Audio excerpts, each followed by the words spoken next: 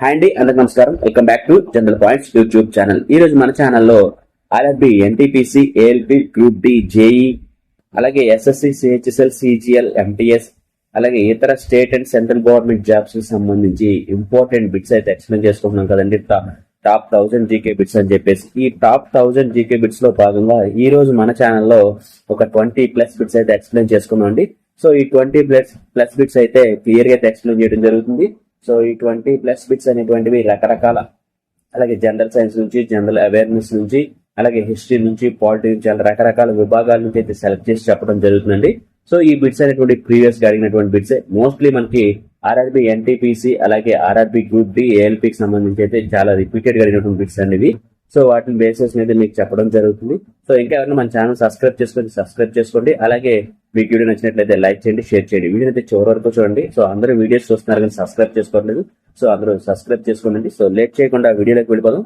So మనకి first bit ఒకసారి చూద్దామండి. సో ఫస్ట్ బిట్ వచ్చేసి తాన్సేన్ ఏ మొఘల్ చక్రవర్తి ఆస్థానంలో పనిచేశాడు అన్నది. సో మనకి తాన్సేన్ అనేటువంటి అతను ఒక సంగీత విద్వాంసుడు అండి. తాన్సేన్ అనేటువంటి ఆయన ఒక సంగీత విద్వాంసుడు. ఈయన నవరత్నాలు, అక్బర్ దగ్గర ఉన్నటువంటి నవరత్నాల్లో ఒక సంగీత విద్వాంసుడిగా అయితే పనిచేశాడు. సో ఇక్కడ మనకి 3 బిట్స్ అయితే కవర్ అయ్యి, తాన్సేన్ అనేటువంటి వాడు సంగీతానికి సంబంధించినటువంటి సంగీత విద్వాంసుడు. సో సంగీతానికి విభాగానికి సంబంధించిన అతను. సో ఇతను అక్బర్ ఆస్థానంలో అయితే పనిచేశాడు. సో అక్బర్ ఆస్థానంలో నవరత్నాల్లో 9 మంది అయితే పనిచేశారండి. సో వాళ్ళలో ఒకటిగా ఈ తాన్సేన్ అయితే పనిచేయడం జరుగుతుంది. So most important bit, Tansen ఏ మొఘల్ చక్రవర్తి ఆస్థానంలో పనిచేశాడు అంటే సో ఆన్సర్ వచ్చేసి అక్బర్. అలాగే నెక్స్ట్ బిట్ వచ్చేసి మొదటి పానిపట్టు యుద్ధం ఎవరి మధ్య జరిగింది అన్నాడు. సో మనకి పానిపట్టు 3 యుద్ధాలకు జరిగింది. సో మొదటి పానిపట్టు యుద్ధం ఎవరి మధ్య జరిగింది అంటే బాబర్ కి మరియు ఇబ్రహీం లోడికి మధ్య అయితే జరిగింది. సో మొదటి పానిపట్టు యుద్ధం ఎవరి మధ్య జరిగింది? బాబర్ కి మరియు ఇబ్రహీం లోడికి మధ్య అయితే జరిగింది. అలాగే నెక్స్ట్ వచ్చేసి మహాత్మా గాంధీ ఉప్పు సత్యాగ్రహాన్ని ఎప్పుడు ప్రారంభించారు అనండి. సో మనకి సాల్ట్ సత్యాగ్రహ అనేటువంటిది మనకి 1930వ సంవత్సరం అయితే స్థాపించారు, అంటే ప్రారంభించారు. సో మహాత్మా గాంధీ గారు మనకి సాల్ట్ సత్యాగ్రహ అంటే ఉప్పు సత్యాగ్రహం అనేటువంటిది 1930 సంవత్సరంలో అయితే ప్రారంభించారండి. సో ఇది ఎక్కడ ప్రారంభించారనేది కమెంట్ సెక్షన్ లో చేయండి. అలాగే నెక్స్ట్ బిట్ వచ్చేసి రాజా రామ్మోహన్ రాయ్ ఏ సామాజిక దురాచారానికి వ్యతిరేకంగా పోరాటం చేశారు అన్నది. మనకి రాజా రామ్మోహన్ రాయ్ గారు అన్నారు. సో ఈయన మనకి ఏ సామాజిక దురాచారం అంటే మూఢ ఆచారాలు ఉండే కదండి. సో మనకి మూఢ నమ్మకాలు అంటారు. సో ఈ మూఢ నమ్మకాలు దేనికి వ్యతిరేకంగా పోరాటం చేశారు అన్నారు. సో మనకి రాజా రామ్మోహన్ రాయ్ గారు సతీ వ్యవస్థ అంటే సతీ సహగమనం, సో సతీ సహగమనం మీద అయితే పోరాటం చేశారండి. సో సతీ సహగమనం అంటే భర్త చనిపోయిన వెంటనే భార్య కూడా నిప్పులోకి వెళ్లి తను ఆత్మహత్య చేసుకోవడం. సో సతీ సహగమనం, అలాగే కుల విక్షత, అలాగే బాల్య వివాహాలు. సో ఈ 3 మీద అయితే రాజా రామ్మోహన్ రాయ్ గారు అయితే పోరాటం చేశారండి. సో సతీ సహగమనం లేదా సతీ వ్యవస్థ, అయితే కుల విక్షత, అలాగే బాల్య వివాహాలు, ఈ 3 మీద అయితే రాజా రామ్మోహన్ రాయ్ గారు అయితే పోరాటం చేశారు. సో పోరాటం చేసి చాలా వరకు సమాజంలో ఒక అవేర్నెస్ అయితే తీసుకురావడం జరిగిందండి అప్పట్లో. సో మనకి రాజా రామ్మోహన్ రాయ్ గారు ముఖ్యంగా దేని మీద పోరాటం చేశారు అంటే సతీ సహగమనం, కుల వివక్షత, అలాగే బాల్య వివాహాలు. అలాగే నెక్స్ట్ బిట్ వచ్చేసి అజంతా గృహాలు ఏ కాలానికి చెందినవి అన్నారు. సో అజంతా గృహాలు అనేటువంటివి గుప్తుల కాలం నాటివి అండి. సో మోస్ట్ ఇంపార్టెంట్ బిట్ ఇది కూడా, అజంతా గృహాలు అనేటువంటి గుప్తుల కాలం నాటి చెందినటువంటివి. అలాగే నెక్స్ట్ బిట్ వచ్చేసి రాజ్యసభకు తాత్కాలిక అధ్యక్షుడు ఎవరు అని అడిగారు. సో రాజ్యాంగ సభకు తాత్కాలిక అధ్యక్షుడు వచ్చేసి డాక్టర్ సచ్చిదానంద సిన్హా గారు అయితే ఉండడం జరిగిందండి. సో మనకి రాజ్యాంగ సభ ఏర్పడిన స్టార్టింగ్ లో తాత్కాలిక అధ్యక్షుడిగా అయితే డాక్టర్ సచ్చిదానంద సిన్హా గారిని అయితే ఎంచుకోవడం జరిగింది. అలాగే నెక్స్ట్ బిట్ వచ్చేసి భారత రాష్ట్రపతి ఎవరి సలహా మేరకు ప్రధానమంత్రిని నియమిస్తారు అన్నారండి. సో మనకి భారత రాష్ట్రపతి అయితే లోక్సభలో ఉన్నటువంటి మెజారిటీ సభ్యుల యొక్క ఆమోదం మేరకు ప్రధానమంత్రిని అయితే నియమిస్తారు. సో ఏ పార్టీ అయితే అధిక సీట్లు గెలుపొందుతుందో లోక్సభ ఎన్నికల్లో ఆ పార్టీ నుంచి ఆ మెజార్టీ సభ్యుల యొక్క అంగీకారం మేరకు ఒక అభ్యర్థిని అయితే ఎన్నుకుంటారు. సో వారిని ప్రధానమంత్రిగా రాష్ట్రపతి గారు అయితే నియమిస్తారు. సో మోస్ట్ ఇంపార్టెంట్ బిట్ అండి, మనకి ఏ రాష్ట్రపతి ఎవరి సలహా మేరకు ప్రధానమంత్రి నియమిస్తారు అంటే లోక్సభ మెజారిటీ పార్టీ యొక్క అభ్యర్థుల మేరకు ప్రధానమంత్రి గారిని అయితే రాష్ట్రపతి నియమిస్తారండి. అలాగే నెక్స్ట్ బిట్ వచ్చేసి రాజ్యసభ సభ్యులు ఎన్ని సంవత్సరాలకు ఎన్నికవుతారు అనండి. సో రాజ్యసభ సభ్యులు అయితే 6 సంవత్సరాలకి అయితే ఎన్నికవుతారండి. అదే లోక్సభ సభ్యులు అయితే 5 సంవత్సరాలకి అయితే ఎన్నికవుతారు. ఎవరు? లోక్సభ సభ్యులైతే. కానీ మనకి అడిగింది ఎవరు? రాజ్యసభ సభ్యులకు అడిగారు. సో రాజ్యసభ సభ్యులకి అయితే 6 సంవత్సరాలకు ఒకసారి అయితే ఎన్నికవుతారు. సో వారి యొక్క పదవీ కాలం అంటే 6 సంవత్సరాలు రాజ్యసభ సభ్యులది. అదే లోక్సభ సభ్యులు అయితే 5 సంవత్సరాలు. అలాగే నెక్స్ట్ వచ్చేసి రాజ్యాంగంలో ఏ ఆర్టికల్ అత్యవసర పరిస్థితిని సంభవించినది అన్నారండి. సో ఏ ఆర్టికల్ అత్యవసర పరిస్థితికి సంబంధించింది అంటే ఆర్టికల్ 352 అనేటువంటిది ఎమర్జెన్సీకి సంబంధించిందండి. సో మనకి మిమ్మల్ని ఒక బిట్ అయితే అడుగుతున్నాను. సో ఎమర్జెన్సీస్ ఎన్ని టైప్స్ ఉంటాయి అనేటువంటిది మనకి కామెంట్ సెక్షన్ లో చెప్పండి. సో నెక్స్ట్ వీడియోలో మనం అట్లా ఎక్స్ప్లెయిన్ చేసుకుందాం. సో రాజ్యాంగంలోని ఏ ఆర్టికల్ అత్యవసర పరిస్థితిని కి సంబంధించినది అంటే ఆర్టికల్ 352.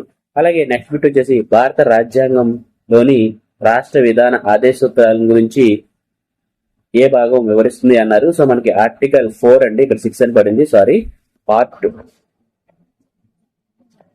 సో మనకి పార్ట్ 4 అనేటువంటిది ఆదేశిక సూత్రాలను అయితే వివరిస్తుందండి. సో మనకి ఆర్టికల్ ఈ పార్ట్ 4 అనేటువంటి మనకి ఆర్టికల్ 36 నుండి ఆర్టికల్ 51 వరకు మనకి ఆదేశిక సూత్రాలు అంటే directive principle states of policy TSPSC గురించి అయితే directive principles of state policies గురించి అయితే మనకి పార్ట్ 4 లోని ఆర్టికల్ 36 నుంచి ఆర్టికల్ 51 వరకు అయితే ఎక్స్ప్లెయిన్ చేయడం జరిగింది రాజ్యాంగంలో. సో మోస్ట్ ఇంపార్టెంట్ బిట్ అండి. మనకి భారత రాజ్యాంగంలోని ఏ భాగం రాష్ట్ర విధాన ఆదేశ సూత్రాల గురించి వివరిస్తుంది అంటే పార్ట్ 4 అయితే వివరిస్తుంది. సో అది ఆర్టికల్ 36 నుంచి ఆర్టికల్ 51 వరకు అయితే ఈ ఆదేశ సూత్రాలు వివరించడం జరుగుతుందండి. అలాగే నెక్స్ట్ బిట్ వచ్చేసి భారతదేశ దక్షిణ చివరన ఉన్న ప్రాంతాన్ని ఏ పేరుతో పిలుస్తారు అన్నారండి. సో మనకు భారతదేశానికి దక్షిణాన ఉన్నటువంటి చివరి ప్రాంతాన్ని అయితే ఇందిరా పాయింట్, సో భారతదేశంలో ఉన్నటువంటి చివరి పాయింట్ అయితే ఇందిరా పాయింట్ అనేది పిలుస్తారండి. సో దక్షిణ ప్రాంతంలో ఉన్నటువంటి భారతదేశం దక్షిణ చివరి ప్రాంతాన్ని అయితే ఇందిరా పాయింట్ అని పిలుస్తారు. అలాగే నెక్స్ట్ బిట్ వచ్చేసి ఒకసారి చూడండి. అలాగే నెక్స్ట్ బిట్ వచ్చేసి గంగా నది బంగాళాఖాతంలో ఎక్కడ కలుస్తుంది అన్నారండి. సో గంగా నది అనేటువంటిది సుందరబన్స్ డెల్టాలో అయితే బంగాళాఖాతంలో అయితే కలుస్తుందండి. అలాగే నెక్స్ట్ వచ్చేసి భారతదేశంలో అతి పొడవైన నది ఏది అన్నారండి. సో మనకి భారతదేశంలో అతి పొడవైన నది వచ్చేసి గంగా నది అండి. సో ఇది 2525 కిలోమీటర్ల దూరం అయితే ప్రయాణిస్తుందండి. సో మన భారతదేశంలో అతి పొడవైన నది ఏది అంటే గంగా నది, 2525 కిలోమీటర్లు. అలాగే నెక్స్ట్ బిట్ వచ్చేసి సో మోస్ట్ ఇంపార్టెంట్ బిట్, భారతదేశంలో కర్కట రేఖ ఏ రాష్ట్రాల గుండా వెళ్తుంది అన్నారు. సో మనకి భారతదేశంలో కర్కట రేఖ అనేటువంటిది ఏ దేశాల గుండా వెళ్తుంది అని అంటున్నాడు. సో భారతదేశంలో కర్కట రేఖ ఈ విధంగా అయితే వెళ్తుంది. సో ఆ విధంగా వెళ్తున్నప్పుడు ఆ రాష్ట్రాలు ఏవి అని అడిగారండి. సో మనకి ఏ రాష్ట్రాల గుండా వెళ్తుంది, so most and important. So ఎన్ని రాష్ట్రాల గుండా వెళ్తుంది అంటే 8 రాష్ట్రాల గుండా అయితే వెళ్తుందండి కర్కట రేఖ. కానీ ఆ 8 రాష్ట్రాలు ఏంటంటే ఫస్ట్ గుజరాత్, రాజస్థాన్, మధ్యప్రదేశ్, ఛత్తీస్గఢ్, జార్ఖండ్, పశ్చిమ బెంగాల్, త్రిపుర మరియు మిజోరాం రాష్ట్రాల గుండా అయితే వెళ్తుంది. సో 8 రాష్ట్రాలు నేను ఎక్స్ప్లెయిన్ చేశాను, ఒకసారి చూడండి.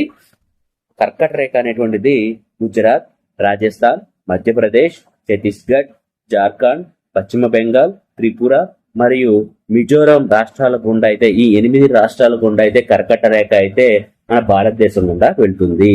అలాగే నెక్స్ట్ బిట్ వచ్చేసి నర్మదా నది ఏ దిశలో ప్రయాణిస్తుంది అనండి. సో మనకి నర్మదా నది అనేటువంటిది పశ్చిమ దిశలో అయితే ప్రయాణిస్తుందండి. సో పశ్చిమ దిశలో ప్రయాణిస్తుంది. సో తూర్పు నుండి వెస్ట్ కి అయితే ఈ నర్మదా నది అయితే ప్రవహిస్తుందండి. సో మోస్ట్ ఇంపార్టెంట్ బిట్, మనకి నర్మదా నది ఏ దిశలో ప్రయాణిస్తుంది అంటే పశ్చిమ దిశలో అయితే ప్రయాణిస్తుంది. తూర్పు నుండి పశ్చిమ పడమరకు ప్రవహిస్తుంది. అలాగే నెక్స్ట్ బిట్ వచ్చేసి మొక్కలు కిరణ సంయోగ క్రియలో వేటిని ఉపయోగిస్తాయి అంటున్నాడు. సో మొక్కలు కిరణ సంయోగ క్రియలో కార్బన్ డైఆక్సైడ్ అంటే CO2 అలాగే వాటర్ నీటిని అంటే HOPని ఉపయోగిస్తాయండి. సో మనకి మొక్కలు కిరణ సంయోగ క్రియలో కార్బన్ డైఆక్సైడ్ మరియు నీటిని ఉపయోగిస్తాయి. అలాగే నెక్స్ట్ వచ్చేసి భూమి సూర్యుని చుట్టూ ఏ కక్షలో తిరుగుతుంది అన్నాడండి. భూమి సూర్యుని చుట్టూ దీర్ఘవృత్తాకార కక్షలో అయితే తిరుగుతుంది. సో మనకి దీర్ఘవృత్తాకార కక్ష అంటే ఇలా ఉంటుందండి. భూమి సూర్యుని చుట్టూ ఎలిప్టికల్ వేలు అయితే తిరుగుతుంది. సో దీర్ఘవృత్తాకార కక్షలో అయితే తిరుగుతుంది. అలాగే ఎత్తు పెరిగే కొద్దీ పీడనం ఏమవుతుంది అన్నారండి. సో మనకి హైట్ పెరిగే కొద్దీ పీడనం అనేటువంటిది తగ్గుతుందండి. సో ఎత్తు పెరిగే కొద్దీ పీడనం తగ్గుతుంది. అలాగే నెక్స్ట్ బిట్ వచ్చేసి ఎలక్ట్రాన్లు డాష్ ఛార్జ్ కలిగినటువంటి కణాలు అనండి. సో ఎలక్ట్రాన్ అనేటువంటివి రుణాత్మక ఛార్జ్ కలిగినటువంటి కణాలండి. సో ఎలక్ట్రాన్ అనేటువంటివి రుణాత్మక ఛార్జ్ కలిగినటువంటి కణాలు. అలాగే నెక్స్ట్ బిట్ వచ్చేసి డిఎన్ఏను ఎవరు కనుగొన్నారు అన్నారండి. సో మోస్ట్ ఇంపార్టెంట్ బిట్ అండి, బయాలజీకి సంబంధించిన బిట్ ఇది. సో డిఎన్ఏని అయితే కనుగొన్నది వాట్సన్ మరియు ఫ్రాన్సిస్ క్రిక్. సో మనకి డిఎన్ఏను వాట్సన్ మరియు ఫ్రాన్సిస్ క్రిక్ అనేటువంటి శాస్త్రవేత్తలు అయితే కనుగొన్నారు. సో మనకి మోస్ట్ ఇంపార్టెంట్ బిట్ అండి, డిఎన్ఏను కనుగొన్నది ఎవరు అంటే వాట్సన్ మరియు ఫ్రాన్సిస్ క్రిక్. సో ఈ ఇద్దరు శాస్త్రవేత్తలు డిఎన్ఏ అయితే కనుగొన్నారు. సో మనకి టోటల్ గా జాగ్రఫీ చెప్పుకున్నాం, బయాలజీ, అలాగే ఫిజిక్స్, కెమిస్ట్రీ, ఇలా పాలిటీ చెప్పుకున్నాం, హిస్టరీ చెప్పుకున్నాం. అలాగే రకరకాల చాప్టర్స్ నుంచి మనం 20 బిట్స్ అయితే తీసుకుని అయితే ఎక్స్ప్లెయిన్ చేయడం జరిగింది. సో ఈ వీడియో మనకి మల్టిపుల్ బిట్స్ అయితే ఎక్స్ప్లెయిన్ చేసుకోవడం జరిగిందండి. హిస్టరీ నుంచి, పాలిటీ నుంచి, అలాగే జాగ్రఫీ నుంచి, అలాగే జనరల్ సైన్స్ నుంచి కూడా, జనరల్ అవేర్నెస్ గురించి కూడా ఎక్స్ప్లెయిన్ చేసుకోవడం జరిగింది. సో మీకు వీడియో నచ్చినట్లయితే లైక్ చేయండి, షేర్ చేయండి. ఇంకా ఎవరైనా మన ఛానల్ సబ్స్క్రైబ్ చేసుకోవాలి, సబ్స్క్రైబ్ చేసుకోండి. So thank you for watching. Thank you. జై హింద్.